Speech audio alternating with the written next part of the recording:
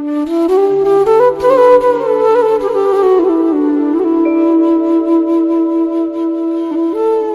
वालेकुम, मैं रिफ़त खुर्शीद गपशप विद रिफ़त के प्लेटफॉर्म से आपके साथ हूँ। अगर आप किसी ऐसे शख्स की तलाश में हैं जो आपकी ज़िंदगी को बदल डाले, तो अपने आप को आईने में देखिए, क्योंकि खुदा हर इंसान में बसता है और खुदा के बेशुमार रंग हैं, और हर इंसान की कामयाबी इसी में है कि वो अपने रब के रंग को पहचान ले कि रब उससे क्या चाहता है। बाज़ औक़ात सब कुछ खो देने में ही बेहतरी और कामयाबी होती है, लेकिन खुदा के इस रंग को पहचानना और ढूंढना अक्सर हमारे बस से बाहर होता है। यही कुछ मुराद खान के साथ हुआ।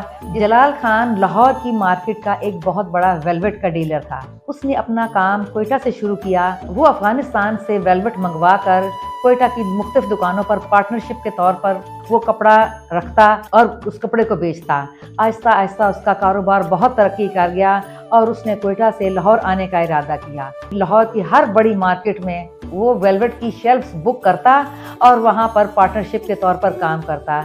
एक वक्त यहाँ तक आ गया कि उसके पास पैसे का हिसाब ना था। एक दिन वो अपने एक दोस्त के पास शाह आलम की मार्केट में बैठा था और बहुत सारे साथी उसके साथ बैठे थे जो आपस में ये बातें कर रहे थे कि जलाल खान, तुम्हारा पाकिस्तान के मुख्तलिफ इलाकों में इतना कारोबार है, क्या ही अच्छा हो कि तुम लाहौर में एक बहुत बड़ा स्टोर खोलो और आराम से बैठकर पैसा कमाओ, तो वो पैसा तुम्हारी नस्लों के पास ना ख़त्म हो और तुम्हें भी सुख और चैन की ज़िंदगी नसीब हो जो तुम पूरे मुल्क में जगह जगह घूमते फिरते हो। जिस पर जलाल खान बहुत दुखी होकर बोला, यार कौन सी नस्लें खाएंगी, मेरी तो औलाद नहीं है, मेरी शादी को तो 15-16 साल हो चुके हैं, लेकिन मैं आज भी औलाद की नेमत से महरूम हूँ और मेरी समझ में नहीं आता कि मैं क्या करूँ। अब तो मेरी बीवी भी बहुत डिप्रेशन का शिकार रहती है, वो किसी बच्चे को गोद लेना चाहती है। वो मुझे कहती है कि मैं शादी कर लूँ दूसरी, लेकिन मैं ऐसा हरगिज़ नहीं करना चाहता। मुझे अपनी बीवी से बहुत मोहब्बत है। मैं उसे बहुत दफ़ा समझाता हूँ कि रब की रज़ा पर राज़ी रहने में ही हमारी बेहतरी है, लेकिन वो घर की खामोशी और तन्हाई से बहुत परेशान रहती है। ये सारी सूरत हाल सुनकर उसके सारे दोस्त बहुत दुखी हुए।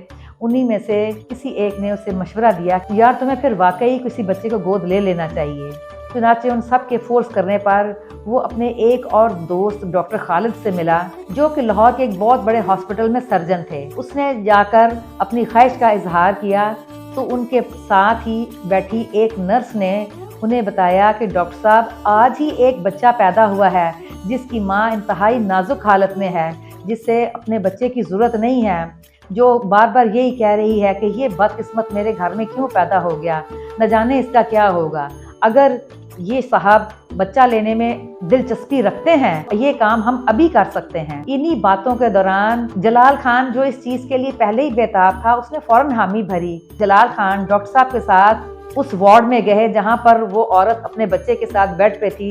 जब वो वहां पहुंचे तो देखा उस औरत का इंतकाल हो चुका था। चुनाचे डॉक्टर साहब ने चंद ज़रूरी फॉर्मेलिटीज़ पूरी करने के बाद वो बच्चा जलाल खान को हैंड ओवर कर दिया। जलाल खान की मुराद पूरी हुई थी। उसने उस बच्चे का नाम मुराद खान रखा और उसे शहजादों की तरह पाला। बचपन में उसकी देखभाल के लिए बेपनाह मुलाजिम थे। उसने इंतहाई गरीबी में आंख ज़रूर खोली, लेकिन वो सोने का चमचा लेकर पैदा हुआ था। उसे दुनिया की हर नेमत मुयस्सर थी और जब वो स्कूल जाने के काबिल हुआ तो आज से 30-35 साल पहले लाहौर में सेक्रेड हार्ट एक बहुत बड़ा नाम था। चुनाचे जलाल खान ने मुराद खान को सेक्रेड हार्ट में एडमिशन करवाया और बच्चे की तालीम और तरबियत शुरू हुई। बच्चे को हर तरह की ट्यूशन पढ़ाने के लिए शाम को घर में भी ट्यूटर आते। बच्चा बहुत छोटा था, लेकिन बहुत छोटी उम्र में उसके लिए जूडो कराटे सीखने के लिए अलग टीचर्स रखे गए। तैराकी सिखाने के लिए उसको अलग कोचिंग सेंटर भेजा जाता। जब वो बच्चा तकरीबन 11-12 साल का हुआ तो घुड़सवारी सीखने के लिए उसे एचएसएन कॉलेज भेजा जाता। दाखिला दिलवाने के तकरीबन 6-7 महीने के बाद जलाल खान की वफात हो गई। अब जलाल खान के सारे बहन भाई जो उसकी दौलत पे नज़र रखे हुए थे, वो जानते थे कि ये उसकी सगी औलाद नहीं और कानून की नज़र से वो इसकी जायदाद का वारिस नहीं है। उसके मरने पर वो सब लोग अगर दुखी थे तो उनके जिंदगियों में खुशी का अंसर ज्यादा था कि अब वो सारी जायदाद पर कब्जा कर लेंगे। लेकिन अल्लाह की करनी देखिए, जलाल खान की बीवी ने बड़ी समझदारी का मुजाहरा किया। मुराद खान की मंगनी जलाल खान की भतीजी से कर दी। मजीद चंद एक साल गुजरने के बाद اب جلال خان کی بیوی بیمار رہنے لگی، چنانچہ اس نے جلدی میں بیٹے کی شادی کا پروگرام بنا لیا اور شادی کی تاریخ طے پا گئی۔ شادی والے دن نکاح کے فوراً بعد جب کھانے کے لیے لوگ کھڑے ہوئے تو وہ اٹھ کر کھڑی ہوئی کہ کھڑے ہونے کے ساتھ ہی اسے ہارٹ اٹیک ہوا اور وہیں اس کی وفات ہو گئی۔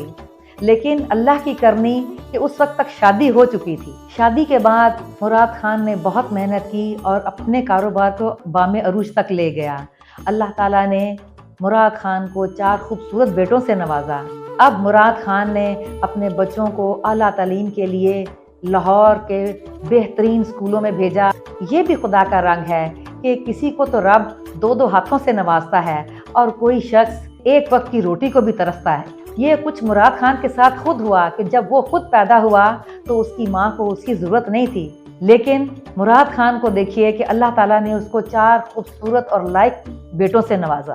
اس ساری تگ و دو میں ہمارا معاشرہ اتنا تنگ نظر ہے کہ وہ اسے ہمیشہ جلال خان کی سگی اولاد نہ ہونے کا طعنہ دیتے، جسے وہ بہت اعلیٰ ضربی سے برداشت کرتا رہا۔ خدا کو نہ کوئی سکھا سکتا ہے اور نہ کوئی حکمت دے سکتا ہے، کیونکہ وہ تو خود سراپا حکمت ہے۔ یہ بھی خدا کا رنگ ہے کہ آج کل کے دور میں بہت سارے لوگ اپنے والدین کو اولڈ ہاؤسز میں چھوڑ آتے ہیں، اور ایک مراد خان ہے جو اتنی دولت، شہرت اور وسائل ہونے کے باوجود آج بھی اپنے دل میں اپنے والدین کو یاد کرتا ہے اور انہیں یاد کرتے ہوئے ان کے لیے دعا گو رہتا ہے۔ ہمارا رب ہی ہے جو تمام راستے کھولتا اور مہیا کرتا ہے۔ اگر ہمارے رب نے ہی اسے ایک بے قدر خاندان میں پیدا کیا تھا تو رب نے ہی اس کے لیے کامیابی اور عروج کے بہترین راستے نکالے۔ میں اکثر سوچتی ہوں کہ انسان کتنا کمزور اور ناشکرا ہے۔ ہم بہت جلدی گھبرا جاتے ہیں۔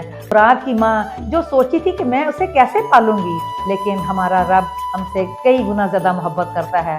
اس نے اس سے بے پناہ محبت کرنے والے والدین عطا کیے، وہ باپ عطا کیا جس نے اسے اتنے ناز و نیم میں پال پوس کر اتنا بڑا کیا، اور ایک انتہائی زیرک ماں عطا کی جس نے وہ ساری زندگی وہ دولت اس کے ہاتھوں میں رہنے کے لیے اس کی شادی جلال خان کی بھتیجی سے کروا کر اسے کروڑوں اربوں کا مالک بنا دیا۔ میرے چینل گپ شپ ود رفت کو سبسکرائب کیجئے، میری کہانیوں کو شیئر اور لائک کیجئے۔